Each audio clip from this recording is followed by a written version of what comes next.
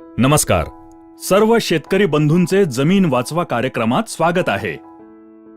आपल्या गावात जी पण जमीन आहे त्या सर्व जमिनीमध्ये जर आपण एकाच प्रकारचे बीज, खते, एकाच ठिकाणचे पाणी दिले आणि एकसारखी मेहनत केल्यानंतर सुद्धा एकसारखे पीक येईल का? नाही. का? कारण प्रत्येक ठिकाणची जमीन वेगळी आहे. म्हणजेच सर्व गोष्टी जसे बीज, खते, पाणी आणि मेहनत एकसारख्या असून सुद्धा जर जमीन वेगळी असेल तर पीक वेगळे येते. या ठिकाणी एक गोष्ट तर पक्की आहे की पीक येण्यामागे जमिनीचे योगदान सगळ्यात जास्त महत्त्वपूर्ण आहे. जमीन हलकी तर पीक हलकं, जमीन चांगली तर पीक चांगलं. जर जमिनीला आपण ताकदवार बनवली तर चांगलं पीक घेण्यापासून आपल्याला कोणी थांबवू शकतं का? नाही. मग जर जमिनीला ताकदवार बनवायचं असेल तर तिला समजून घेणं गरजेचं आहे. जमिनीला बारकाईनं समजून घेण्यासाठी आमच्या तज्ज्ञांनी तिचं 3 भागात विभाजन केलं आहे. पहिला भाग भौतिक गुण. जमीन दिसायला कशी आहे? लाल आहे, काळी आहे की सफेद आहे? जमिनीची पाणी धरून ठेवण्याची तसंच सोडण्याची क्षमता किती आहे? हे जमिनीचे भौतिक गुण आहेत. यांना आपण बदलू शकतो का? नाही. पण याच भौतिक गुणांच्या आधारे आपण कोणतं पीक लावायचं ते ठरवतो. आता दुसरा भाग रासायनिक गुण. भौतिक गुणांच्या आधारे आपण ठरवलं की आपल्याला गहू लावायचे आहेत. आता समजा गव्हाच्या पिकाला 50 किलो नायट्रोजनची गरज आहे आणि जमिनीत 25 किलो नायट्रोजन उपलब्ध आहे. तर शेतकरी काय करेल? 25 किलो नायट्रोजन विकत आणून जमिनीत टाकेल. याचा अर्थ असा की ही जी काही तत्व आहेत जसं nitrogen, potassium, phosphorus, copper, zinc, boron, calcium इत्यादी, ही सर्व तत्व जमिनीच्या रासायनिक भागामध्ये येतात. त्यावरच आजपर्यंत शेतकरी काम करत आला आहे. या तत्वांवर काम करण्यासाठी शेतकऱ्याकडे 2 मार्ग आहेत. एकतर शेतकरी रासायनिक खते किंवा बाजारात उपलब्ध असलेल्या उत्पादनांच्या माध्यमातून ही कमतरता भरून काढतो, नाहीतर शेणखत किंवा कंपोस्ट खत या माध्यमातून भरून काढतो. आता शेणखत किंवा कंपोस्टमध्ये काय आहे? तर यामध्ये सर्व तत्वांचे भांडार आहे जे या खताच्या माध्यमातून पिकाला मिळते. याचा अर्थ हा की आत्तापर्यंत शेतकरी किंवा जेवढ्या पण कंपन्या आहेत त्या याच भागावर काम करत आल्या आहेत. तो म्हणजे दुसरा भाग जमिनीचे रासायनिक गुण. म्हणजेच किती तत्व उपलब्ध आहेत आणि पिकाची गरज किती आहे त्यानुसार तत्व कमी जास्त करणे. आता आपण बघूया की भौतिक गुण आणि रासायनिक गुण यांच्या व्यतिरिक्त तिसरा भाग काय आहे आणि आपल्याला तो जरुरी आहे का? आणि हो, त्यानंतरच आपण त्यावर काम करायचं की नाही ते ठरवूया. तिसरा भाग ज्याला आपण म्हणूया जैविक गुण. जेवढे पण जीवाणू आहेत ते जमिनीच्या जैविक भागामध्ये येतात. आता हे जीवाणू आपल्यासाठी गरजेचे आहेत का? हे माहिती करून घेण्यासाठी आपण काय करू शकतो? आपण आपल्याच शेतातील माती घेऊ आणि तिचे 2 भाग करून लोहाराच्या भट्टीमध्ये त्यातील एक भाग 160 डिग्री सेल्सिअस ते 500 डिग्री सेल्सिअस तापमानात गरम करू आणि ती थंड झाल्यानंतर दोन्ही भागात बीज जर टाकले तर गरम केलेल्या भागात ते बीज कधीच नाही उगवणार. असं का? कारण 160 डिग्री सेंटीग्रेड पेक्षा जास्त तापमानात जे पण जीवाणू होते ते सर्व संपून गेले, म्हणून ते नाही उगवले. म्हणजेच बीज उगवण्याची प्रक्रिया ही जीवाणूंच्याच माध्यमातून होत होती. हे एक काम झालं. आता दुसरं काम बघा. आपण शेतकरी जेव्हा जमिनीत खत टाकतो त्यावेळी असं करतो का की पिकाच्या आजूबाजूची माती कोरून त्याच्या मुळ्या बघून खत टाकतो? नाही. आपण काय करतो? कसं पण खत फेकून येतो. आता खत तर मुळांच्या जवळ नाही पडत, ते कुठेही पडलेलं असतं. तरी पण जर 2 दिवसानंतर आपण पाहिलं तर पिकामध्ये बदल झालेला दिसून येतो. याचा अर्थ ते टाकलेलं खत पिकाला लागू पडलं, म्हणजेच खत आणि पीक यामध्ये काहीतरी हालचाल झालीये. मग काय झालं? खत चालून पिकाकडे गेलं की मुळ्या बाहेर येऊन खत खाऊन परत आत गेल्या? नाही, असं काही नाही झालं. या कामामध्ये सर्वात महत्वाचं काम जीवाणूंचं असतं. मला सांगा, जे खत आपण टाकतो ते खत पीक एकाच वेळेला घेतात का? नाही. मग जे खत आपण टाकतो ते स्वतःला जमिनीत साठवून ठेवू शकतं का? नाही. तर जीवाणू काय करतात? शेतकरी जी खतं टाकतो त्यांना साठवून ठेवून पिकांना जशी गरज लागेल त्यानुसार ती खतं पिकात पोहोचवण्याचं काम करतात. हे महत्वाचं काम पण जीवाणूंच्याच माध्यमातून होतं. आता तिसरं काम. बरीच अशी तत्व आहेत जी पिकं असतात त्या स्वरूपात कधीच घेत नाहीत. तुमच्या भाषेत सांगायचं तर समजा गहू घेतले. गहू आपल्या खाण्यासाठी असतात. जर मी तुम्हाला 1 प्लेटभर गहू खायला दिले तर तुम्ही खाणार का? नाही. तर काय करणार? त्याचं पीठ कराल, त्याची चपाती बनवाल आणि मग खाल. याचा अर्थ असा की ज्या स्वरूपात आहे त्यातून दुसऱ्या स्वरूपात बदललं तरच खाऊ शकणार. त्याचप्रमाणे फॉस्फरस, सिलिकॉन यासारखी जी तत्व आहेत ती आहे त्या स्वरूपात पिकं कधीच घेत नाहीत. त्यांना दुसऱ्या स्वरूपात बदलण्याची गरज असते. त्यांना घुलनशील बनवावं लागतं. हे काम जीवाणूंच्याच माध्यमातून होतं. जर आपण फॉस्फरस जमिनीत टाकला आणि त्या ठिकाणी जीवाणूच नसतील तर तो फॉस्फरस जमिनीत तसाच पडून राहील. तो पिकासाठी वापरलाच जाणार नाही. आणि तुम्ही विचार कराल, मी तर पिकात टाकलंय तरी पण फॉस्फरसची कमतरता का आली? मग तुम्ही काय करणार? परत फॉस्फरस आणून टाकणार आणि असं केल्यानं आपला खर्च वाढतो. याचा अर्थ हा की ही सर्व तत्व उपलब्ध स्वरूपात पिकांमध्ये पोहोचवण्याचं महत्त्वपूर्ण काम जीवाणूंच्याच माध्यमातून होतं. आता कार्बन आणि नायट्रोजनच्या संबंधाबाबत तुम्हाला कल्पना आहे का? तर बघा, पिकाला सगळ्यात जास्त प्रमाणात जे तत्व लागतं ते नायट्रोजन. पण जमिनीत जितक्या जास्त प्रमाणात कार्बनची आवश्यकता असेल तितके नायट्रोजन पिकांना चांगल्या प्रकारे उपलब्ध होते. अर्थातच जमिनीतील कार्बनचे प्रमाण कमीत कमी 1% ते 1.5% असणे आवश्यक आहे. तसेच पिके आणि माती परीक्षणानुसारही त्याची मात्रा ठरवता येते. आता शेतकरी काय करतो? नायट्रोजन टाकून सुद्धा नायट्रोजनची कमतरता दिसून आल्यानंतर पुन्हा नायट्रोजन आणून शेतात टाकतो. खरं तर शेतात कार्बनच्या कमतरतेमुळे पिकात नायट्रोजनची कमतरता आली आहे.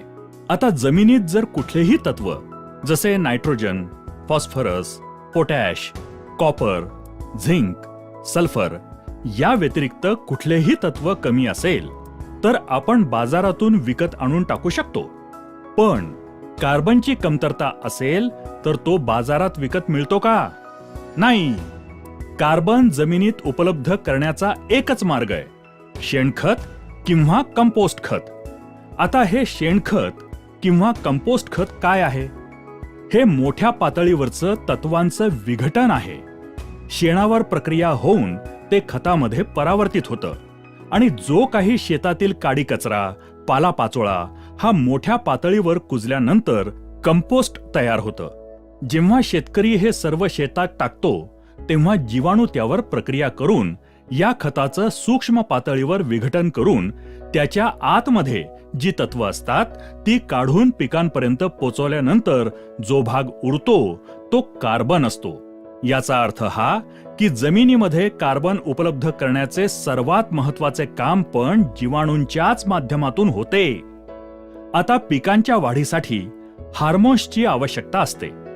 रोपांना फुलांवर येण्यासाठी आणि फुलाला फळामध्ये बदलण्यासाठी सुद्धा हार्मोन्सची आवश्यकता असते. हे हार्मोन्स तयार करण्याचे काम सुद्धा जीवाणूच करतात. आता रोपाला वेगवेगळ्या आजारांपासून, कीटकांपासून बचाव करण्यासाठी स्वतःमध्ये औषध तयार करायची असतात. बघा, कधी कधी आपल्या शरीरावर काही कापलं तर बिना औषधानं ते बरं होतं. कधी कधी एखाद्या तंदुरुस्त माणसाला जर ताप आला तर बिना औषधानं तो बरा होतो. कारण आपलं शरीर आतल्या आतमध्ये औषधे त्यासाठी बनवत असतं. त्याचप्रमाणे पिकामध्ये ही जी काही ताकद आहे ती जीवाणूंच्या माध्यमातून तयार होते. आता पहिल्यापासून बघितलं तर बी उगवण्याचं काम, आपण जी खते टाकतो ती स्वतःकडे साठवून पिकांपर्यंत पोहोचवण्याचं काम, तसंच तत्वांना दुसऱ्या स्वरूपात बदलून पिकांपर्यंत पोहोचवण्याचं काम, तसंच कार्बन जमिनीत उपलब्ध करण्याचं काम, जोडीने हार्मोन्स बनवण्याचे काम आणि औषधे तयार करण्याचे काम, ही सर्व महत्त्वपूर्ण कामे याच जीवाणूंच्याच माध्यमातून, याच जमिनीच्या जैविक गुणांच्या माध्यमातून होतात. तर आता मला सांगा, आजपर्यंत शेतकऱ्यानं या जैविक भागावर किती काम केलंय? मी शेतकऱ्याला एक प्रश्न विचारतो की शेतीचा मजूर कोण आहे? तर शेतकरी म्हणतो, मीच शेतीचा मजूर आहे. मीच दिवस रात्र शेतामध्ये राबत असतो. जर शेतकरी मजूर आहे तर मी शेतकऱ्याला हातात एक बी देतो. शेतकरी स्वतः त्याला अंकुरित करू शकतो का? नाही. शेतकऱ्याच्या खिशात 100 गोणी खत आणून शेतात टाकण्याची क्षमता असेल, पण तो एकतरी खताचा दाणा उचलून पिकामध्ये घुसवू शकतो का? नाही. तर मग शेतकरी शेतीचा मजूर आहे का? नाही. शेतकरी फक्त सप्लायर आहे. शेतीची जी पण गरज आहे, शेतकरी फक्त ते सप्लाय करायचं काम करतो. खरा मजूर तर जीवाणू आहे, जो शेतात जमिनीमध्ये काम करून शेतकऱ्याला पीक आणि उत्पादन देतो. याचा अर्थ हा की शेती हा शेतकऱ्याचा कारखाना आहे आणि त्याचा मजूर आहे जीवाणू. आणि आजपर्यंत शेतकऱ्याला हे माहिती नाही की याचा खरा मजूर कोण आहे. तर बघा, आजच्या तारखेला शेतामध्ये आपल्याला काय समस्या आहेत? जे बी आपण लावतो ते नीट उगवत नाही. जी रोपं उगवतात त्यांचं पोषण चांगल्या प्रकारे होत नाही. रोपांना फुलं चांगल्या प्रकारे येत नाहीत. जी फुलं येतात ती चांगल्या प्रकारे फळात परावर्तित होत नाहीत. शेतीत रोगराई वाढलीये. या साऱ्या समस्या, ही कामं जीवाणूंच्या माध्यमातून होत होती, ती आज होत नाहीत. आज माझ्या माहितीप्रमाणे एखाद्या मेलेल्या माणसाला जर 10 लाख रुपयांचं इंजेक्शन दिलं तर त्यामध्ये काही हालचाल होईल का? नाही. 50 लाखाचं द्या, 1 कोटीचं द्या, 10 कोटींचं द्या. आता बघा, 10 लाख किंवा 10 कोटी याला सुद्धा काही किंमत आहे. तरी सुद्धा आपल्याला काहीच रिस्पॉन्स मिळत नाही. याचा अर्थ हा की रिस्पॉन्स हवा असेल तर जीव असणं गरजेचं आहे. जेवढा जीव असेल तेवढा रिस्पॉन्स वाढेल. तर आज आपण शेतामध्ये फक्त इंजेक्शनवर काम करतोय, रासायनिक भागावर काम करतोय. जमिनीचा जिवंतपणा जागृत ठेवण्यासाठी काहीच काम केलं नाही. समजा एखादा कारखाना आहे आणि त्या कारखान्यात 100 मजूर काम करतात. 100 मजूर एकूण 10 टन उत्पादन काढतात. आता त्या कारखान्याच्या मालकानं त्या मजुरांकडे दुर्लक्ष केलं. त्यांच्या राहण्याची व्यवस्था केली नाही. त्यांच्या खाण्यापिण्याकडे लक्ष दिलं नाही. त्यांच्या आरोग्याकडे लक्ष दिलं नाही आणि फक्त प्रोडक्शनवर लक्ष ठेवलं तर ते मजूर तिथे टिकतील का? नाही. त्यांची संख्या दिवसेंदिवस कमी होत जाईल. 100 वरून त्यांची संख्या 30 वर आली आणि मालकाला 10 टन उत्पादन हवे असेल तर मालक काय करतो? कच्चा माल आणून कारखान्यात टाकतो. आता मला सांगा, 100 मजुरांकडून होणारे 10 टन उत्पादन 30 मजुरांकडून होईल का? नाही. मालकाने कच्चा माल वाढवलाय. खरं तर मजुरांची संख्या वाढवायला हवी. त्यांची काळजी घेतली तर 10 टन काय, त्यापेक्षा जास्त उत्पादन काढता येईल. आज शेतात सुद्धा हीच परिस्थिती आहे. शेतीचा खरा मजूर आहे जीवाणू आणि आपण जीवाणूंची संख्या वाढवण्याऐवजी, त्यांची ताकद वाढवण्याऐवजी कच्चा माल म्हणजेच रासायनिक खते वाढवतोय. यानं आपल्या शेताचं उत्पादन वाढेल का? नाही. तर आमच्या केरन कंपनीनं काय केलंय? तर त्यांनी, आता ही गोष्ट तर पक्की आहे की एकच जीवाणू सगळी कामं तर करत नाही. वेगवेगळ्या कामासाठी वेगवेगळा जीवाणू आहे. तर कंपनीनं काय केलं? जमिनीत फायदा करणारे जेवढे पण जीवाणू असतात ते सर्व जीवाणू शोधून काढले आणि त्या सर्व जीवाणूंची संख्या जमिनीत कशी वाढवता येईल, तसंच त्यांना काम करण्यासाठीचे वातावरण कसे तयार करता येईल यावर प्रयोगशाळेत संशोधन करून बायो ऑर्गॅनिक सॉइल सोल्युशन, बॉस, ओरिकेन, ओनिटॉन आणि कॅमिटॉन हे तंत्रज्ञान विकसित केले. हे तंत्रज्ञान जसे आपण जमिनीत सोडले तसे त्या जमिनीतील जीवाणूंची संख्या करोडोंच्या पटीनं वाढत जाते. तसंच त्यांना काम करण्यासाठीचे पूरक वातावरण तयार होते. त्यामुळे तुमच्या त्या जमिनीची ताकद वाढते आणि जमिनीमध्ये जीवाणूंच्या माध्यमातून होणारी सर्व कामे वेगानं सुरू होतात. शेतकरी जेवढा कच्चा माल किंवा रासायने शेतात टाकतो आणि मेहनत करतो, त्याचे भरपूर रिटर्न्स शेतकऱ्याला त्याच्या शेतातून द्यायला सुरू करतात. बॉस, ओरिकेन, ओनिटॉन, कॅमिटॉन या तंत्रज्ञानाचा वापर शेतकरी त्याच्या जमिनीमध्ये वेगवेगळ्या प्रकारच्या स्लरीच्या माध्यमातूनही करू शकतो. जर शेतकऱ्यानं असं केलं तर त्याची जमीन खूप वेगानं रिस्पॉन्स देऊ लागते आणि माझ्या अनुभवानुसार ते पीक तुमच्या संपूर्ण भागात नंबर 1 चे पीक असेल. तसेच तुमच्या जमिनीची उत्पादन क्षमता सुद्धा वाढेल. मी शेतकऱ्याला एक गोष्ट नेहमीच सांगतो की पहा, तुमचं अर्ध आयुष्य गेलं कोणतं खत चांगलं आहे, कोणतं बी चांगलं आहे हे शोधण्यात, आणि आज पण तुम्ही शोधतच आहात. 3 महिने जर तुम्ही आम्ही सांगतो तसं केलंत तर माझा दावा आहे की त्यानंतर तुमचा शोध संपेल. आम्ही तुम्हाला पूर्ण शेतात नाही टाकायला सांगत. तुम्हाला जेवढं टाकावंसं वाटेल तेवढ्याच एरियात टाका आणि बघा, जर तुमच्या जमिनीत बदल झाला तर तुम्हाला दुसऱ्याच्या विश्वासाची गरजच नाही. हे घेऊन तुमचं संपूर्ण शेत, संपूर्ण जीवन कसं चांगल्या प्रकारे समृद्ध करता येईल ते तुम्ही ठरवू शकता. कारण जगात काय होतंय यापेक्षा आपल्या शेतात काय होतंय ते जास्त महत्वाचं आणि गरजेचं आहे.